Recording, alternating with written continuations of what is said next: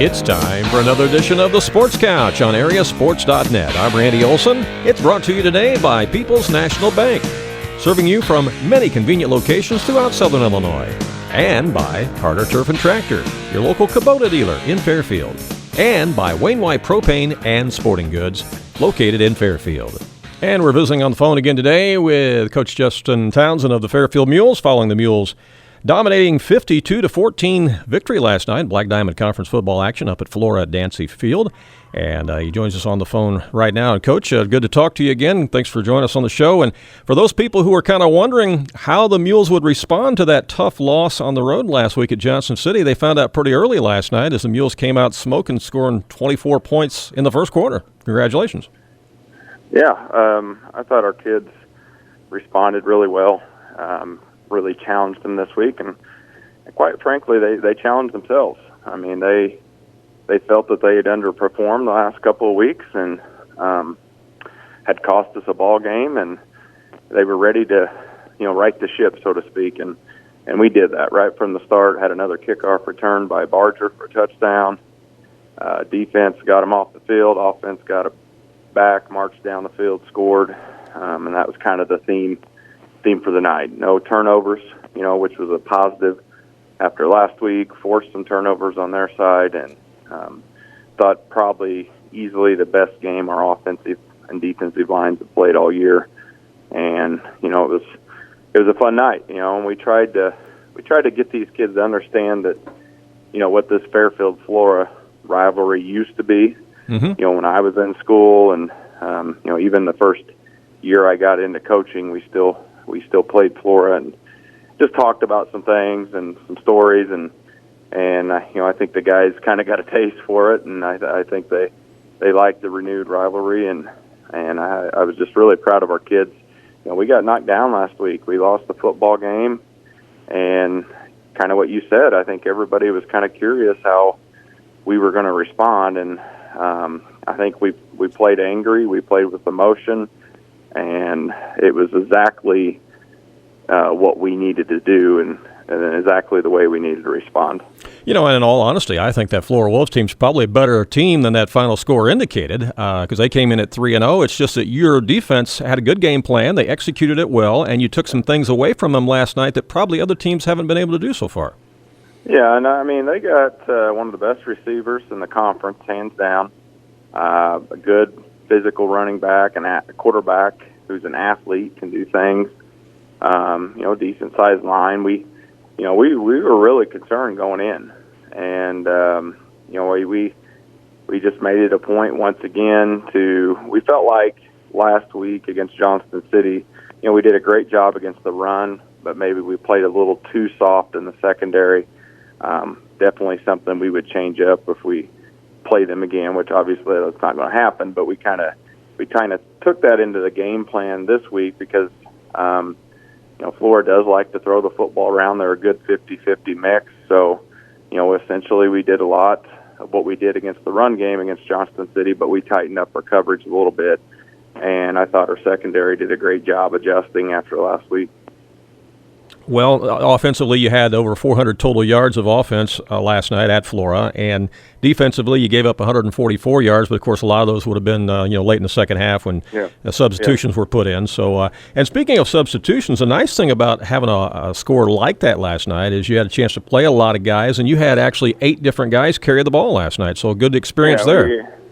We had everybody in, and we've got a little bit of a kind of like minor injuries right now that week 4 or 5 type beat up a little bit, and we had a few ankles last night, and we kind of got to a point where even when our backups were in, even with the numbers that we have, if we had another guy go down, we would have had to throw a starter back in there, so it's just kind of that point in the season, and I'm thankful we have the numbers that we do, and we can throw some guys out there and finish out the game. And, our guys, I was happy to get them on the field. And, whether you're a senior or a junior or sophomore, it's always to get out there. It's always good to get out there on the varsity field. And those guys pretty much played the entire second half. So I thought they did a great job for us. And we're hoping moving forward, we can be in that position a little bit more as the season closes out and head on into playoffs and be fresh. Second strong rushing game in a row for Jay Mooring. He was at 150 yards last night of offense and 2 touchdowns, so you got to be happy with the way he's progressing. Yeah, I mean, a sophomore, he's still, the learning curve's still there. He's going to get more and more comfortable every week. When you go from freshman football, and the thing that people may not realize is he actually played quarterback on the freshman level, so he didn't play a lot of running back. And then he's probably our backup quarterback too. So a lot of times he's splitting reps at quarterback, at running back. I mean, we're doing a lot of different things with him, and that can be a lot for a sophomore. But he did a great job. I think where he's probably improving the most is his blocking. I mean, the last 2 weeks, the reason that we've had 2 kickoff returns by Barger is because Jay Mooring had a great block right off the bat to spring him. So he's doing a great job. Like I said, our O-line, D-line, doing great. I thought, Connor Dagg had his typical hard physical game. McGuire Taylor started off running hard, got a little bit of an ankle injury, so plugged in another senior, Noah Barger, did a great job for us. I mean, thought Rogers made some really good decisions with the football, running and passing. So, I think you kind of saw our offense last night as, more complete. We didn't have a lot of passing yards, but I felt like Flora had to honor the passing game enough that it really we were able to run the ball and either way, right, left, up the middle, whatever we wanted to do. Camden Robbins returned to the lineup last night after his injury. How's he doing with that injury situation now? Yeah, he's not quite 100%, but obviously he played defense for us. It's you have an athlete like him. Even if he's not 100%, he's still, if he's at 80%, he's better than most. So able to play him at corner, especially against a team that likes to throw it around a little bit, and flexed him out at receiver. I think he had a pass. He caught a pass last night. Kind of give some teams something to think about when you can put out a 6'3" receiver that's pretty quick and can jump out on the edge. Next up for the Mules, next weekend, it's the Carmi Bulldogs, another long-time rivalry. It goes back over 100 years. That's still the rotary game or rotary wheel game. They still call it that? Yeah. Rotary wheel game, got a traveling trophy. Right. Really concerned with Carmi. I think they probably have the conference's leading rusher, or at least top 2 or 3 in the King kid, Isaac, I believe. King. He's good. He runs physical. He's quick. He's inside, outside. And I would venture to say, for me, from what I've seen, from spring to fall, Carmi is easily probably one of the more improved teams in our conference.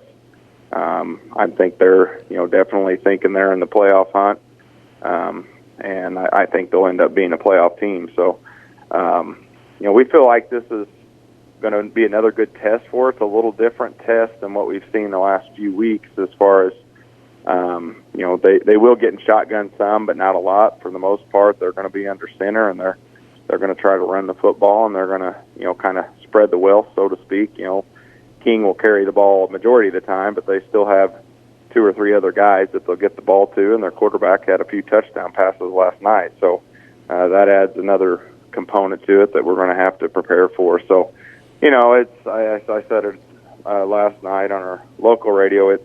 We've played each other 100 years. Coach Simon and I were the veterans in the Black Diamond, over the last 20 years. So, we're going to be familiar with each other. And, it's usually generally one of those games that you can throw the records out the book and, out the window and just strap it up and play. And I will say last year, I think, Carmi was 0-6, but honestly, their game with us, I think we ended up winning 30-0, but 36-0, but it was a pretty competitive game. We had to earn everything we got in that game. And I think, this week's going to be the same way. Well, apparently their defense played pretty well, too, last night as they shut out CCR 30-0. Yeah, and, Christopher has some nice weapons, too. I still think Christopher, losing their quarterback from the spring, he's not playing this fall. I think that has really hurt them. I think they're trying to kind of still find an identity a little bit, the Sabeda kid. So I think that's hurt them. I don't think they're quite what they were last year offensively. But yeah, anytime shutouts are hard to come by. I mean, Flora last night, right out of the second half, they came down and scored. So so it's, especially when you get a team that has a few weapons out on the perimeter, they can score pretty quick. Yeah. Well, again, congratulations on the big win last night, 52-14 at Flora. Mules now improved to 3-1 on the season, and best of luck as you prepare for Carmi next week. All right. Okay. Thank you. Appreciate it. Okay. Bye-bye. Yep. Bye. That's head coach Justin Townsend of the Fairfield Mules. Pretty impressive response by his team last night up at Flora, beating the Wolves by a score of 52-14 in Black Diamond Conference action. Both teams are now 3-1 on the season, and the Mules will be taking on the Carmi Bulldogs next week in week number 5. The Sports Couch interview with Coach Justin Townsend has been brought to you by People's National Bank, serving you through multiple locations in Southern Illinois, member FDIC, and by Carter Turf and Tractor, your local Kubota dealer in Fairfield, and by Wainwright Propane and Sporting Goods, also in Fairfield. This has been a special presentation and production of AreaSports.net. I'm Randy Olson reporting.